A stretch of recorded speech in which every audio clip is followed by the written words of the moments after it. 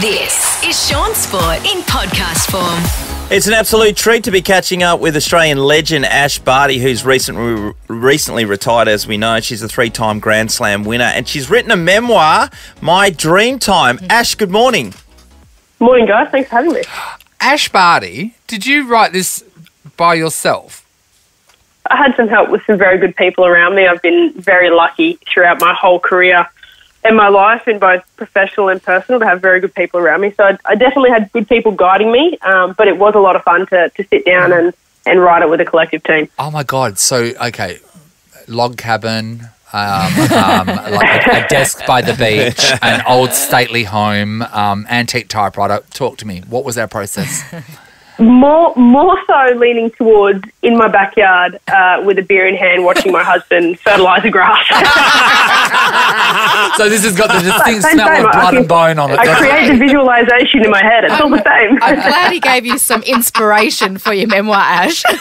That's hilarious. Hey, Ash, you just mentioned having a beer. A lot of the stuff when I was reading through, a lot of the times when you finished a major tournament and you were able to have some letdown time, it was a beer, it was pizza. And I always seem to pick up that you like hot chips. Hot chips. Oh, I don't mind hot chips. I think everyone kind of likes hot chips, don't they? Yeah, absolutely. Where's the best hot chips? Where do you get the best hot chips from?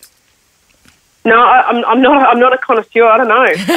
I just know good ones when I can taste them. Because I think Hungry Jack's has stepped their chips up. Their chips are now amazing. But also, do you guys have Jesters over where you are? Jesters I pies? think they're only in Victoria. Oh, I don't think in Jesters Queensland. pies, No, world's best never heard of chips. it. Amazing. They do great chips. Yeah. Hey, Ash, starting this book, you actually went through a big-time loss that you had at Wimbledon to kick things off instead of, building into that moment, and you just kind of went straight into it in these memoirs. That was interesting.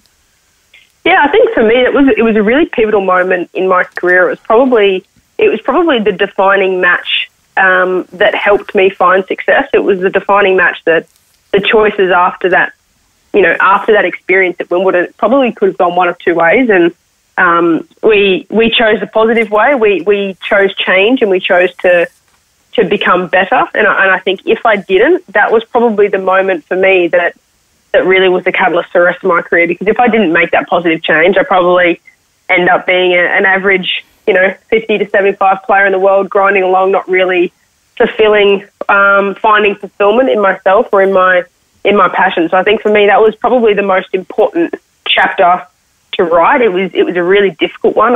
It was one I cried a lot. It was almost really therapeutic. It was a way for me to almost close that chapter as well. From that experience, it was a really tough experience, but I learned from it, and I was able to gain something positive out of it. And if I didn't, I think it's probably a chapter and a moment and a match that's filled with a lot of regret. You're far from average, Ash, that's Yeah, for sure. yeah. Ash, I guess because you were saying it was quite cathartic to write this memoir, reliving those moments again. I mean, were they still extremely vivid for you, trying to sort of go through that process, get it all in writing, and have to, sort of relive those moments again for you? Massively so. And we started transcribing way back in 2018, 19, and we'd often do chunks of it, important parts and chunks of the book really fresh. So like, for example, last year after the French Open, going through that injury, we did the transcribing kind of my thoughts and emotions while I was waiting for my scan. It was really fresh. So I think a lot of it, I wanted it to be real. I didn't want to have to remember how I felt. I wanted to be able to talk about how I felt in that moment. Wow. So we did a lot of the transcribing pretty much every 2 or 3 weeks, a quick hour phone call to get it all down. And in the end, we had near 100,000 words just on tennis alone. Yep. And then we kind of pegged it back a bit to blend it together. Ash, I want to talk to you about the fact that there are so many people in the Australian sporting landscape which are legends in their own right, but they're not sporting history. You became sporting history. Is that such a huge responsibility? What's the weight of that? What was the feeling of knowing that now you are going to be talked about for generations? It's a moment of probably reflection and appreciation, because I felt like I was just trying to live out my journey as best that I could, and I continue to do that each and every day now. I'm just trying to be the best version of myself. I've never pretended to be someone that I'm not, and I just think I'm the luckiest athlete on the planet that got to live out my ultimate dream. I got to do it with people that I love, and I got to share experiences with people that push me to be the very best that I can be, and to be a very small part of Australian sport in a sense. We have such a rich history across all sport. Today is one of my favourite days in the calendar. It's first day of cricket summer. It's so good. Like, I don't know. I'm watching the test. Oh yeah, I'll be watching it. But I think it's Australians. We're just sport nuts, aren't we? Yeah. And I think for me as a fan, to experience and to be able to watch people do what they do and love what they do is really fun. And I think I was just really lucky that I got to be on the other side of the rope for 20 years living out my tennis dream. And Shaun, you used to say this quite a lot, and we all did when you were playing. Tennis is seen as a solitary sport, a single, just you and the ball and your challenger. But you're the first person I really feel like turned it into a team sport because you spoke about your team so much. Oh, 100%, Ash. And we see that throughout the book, Nath. Always mentioning the people who are helping you, your psych, your coaches, the people who are right behind you. Always played a really big part on you progressing through tournaments and then debriefing. Ash, it was quite incredible to hear you talk about team all the time.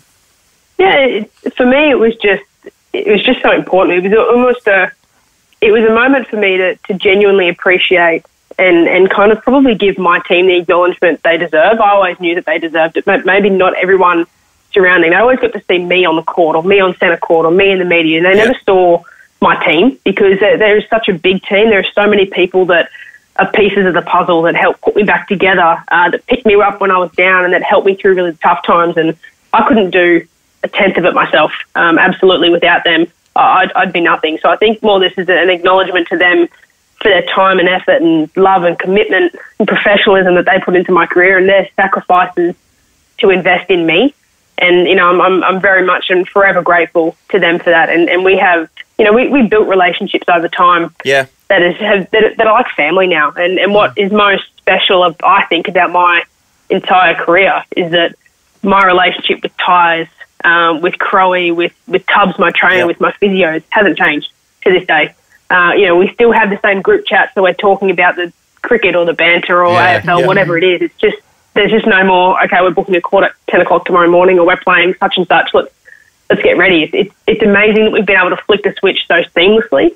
And the relationships genuinely haven't changed. The fact that everyone was, what's Ash going to do next? What's Ash going to do next? And it was such a big story, and it still is. Ash, say today you had some friends message you and say, hey, let's go down to the beach and play some beach volleyball. Do you worry that that's going to be the next Ash Barty is going to play for Australia in beach volleyball? People are always wondering what you're going to do. That's what happened with the golf. And you keep saying, no, I'm not, but they just won't let it go. They won't let it go, will they? But we have a bit of fun with it. We honestly do. I mean, I like to take the piss out of myself. I'm always going to, and some of the memes that I saw afterwards is a jockey and lawn bowler cracking up at them. So funny. Brilliant stuff. People have got very, very sharp and very quick wit, and I love it. That's so good. Well, one thing you said in the book about once you've climbed the mountain, it's how do you do that again? It's like pushing a boulder up the hill and then it comes back down. You redo it again. And do you? I mean, it's all viewed differently. But say, Rafa and Roger, Roger in particular, he's just finished up. He's played for all those things and won so many titles. I wonder often, have they got anything else to do in their life? They've got all the money. They've achieved all these goals. How do they keep doing it time and time again? Do you wonder about that, Ash, after now you're 3-time Grand Slam winner? Yeah, I do, but I think each career is almost incomparable. I think, you look at someone like a Roger and Rafa and even Serena in that sense. Yeah. They just love the game. They just love it. They just can't get enough of it, and it just so happens that they're pretty damn good at it. But I think they love that. And for me, I love tennis, but I also love other things. I love other hobbies and doing things with my family, and I have other interests and other goals in my life, and maybe they don't, which is completely fine. That's what they want to do. But I think it's all about that. But when you talk about that climb and kind of pushing the rock up the hill, it's hard, but it is the best bloody climb you'll ever do. And I really loved every second of it. And now it's just time for me to find a different mountain to climb. So it's still having those same ambitions and dreams and passions and goals. And I think it's just finding what else and what other mountains there are.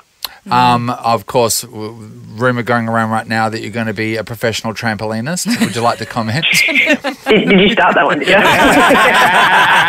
If you don't answer, we know the answer. She's going to double bounce herself into victory. I'll say nothing. Let's keep the speculation.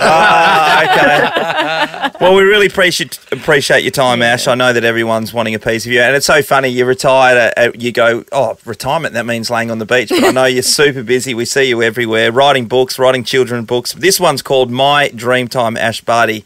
Thanks so much for joining us this morning, mate. Great. Thanks so much for having me, guys. Appreciate it. Have a good one. Thanks, Bye, Ash. mate. Shaun Sport is a Nova podcast. For more great comedy shows like this, head to novapodcast.com.au.